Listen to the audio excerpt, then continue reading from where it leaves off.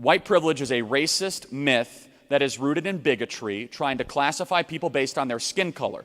If you are a racist, you have something to apologize for. If you're a white person who is not a racist, you have nothing to apologize for. And anyone who makes you apologize just based on the color of their skin, of your skin, they're the racist and you're not. It's that simple. And so,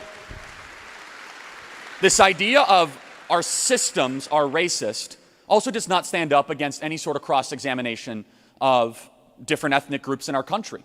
White people, on average, if you were to classify it, and again, I don't like the over-racialization of our country, but if that's where the left wants to lead this, the facts don't even support their entire charge against our country, is that Asian Americans and Indian Americans are far wealthier on average in our country than white Americans. This idea that every single white person in the country is living a life of luxury and convenience is totally untrue. And according to not just the Hoover Institution, but U.S. Census data and government labor data, this is the greatest statistic to dispel it, which is that a black child raised by a mother and father is more likely to succeed by every independent metric than a white child who is raised by a single mother.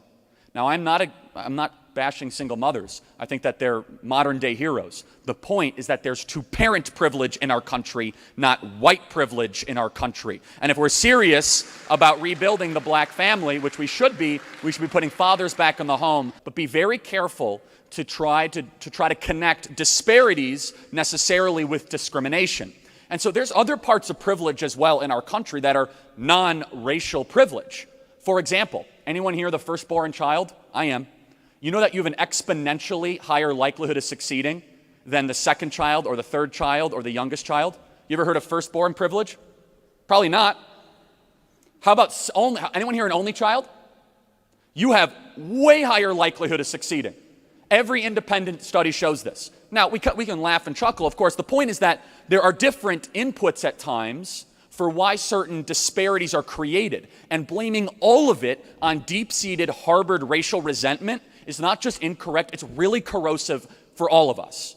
Instead of just looking at skin color, look at other circumstantial factors such as education, such as two-parent households. And the argument that the activists will make, and I'm sure someone here will make the argument, is that racism created those systems, right? That it was racist. And I can actually agree with part of that.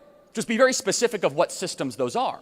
And if we're serious about improving the livelihood of our fellow countrymen, maybe we should be less focused on government welfare and more focused on work and literacy education and bringing fathers back into the home.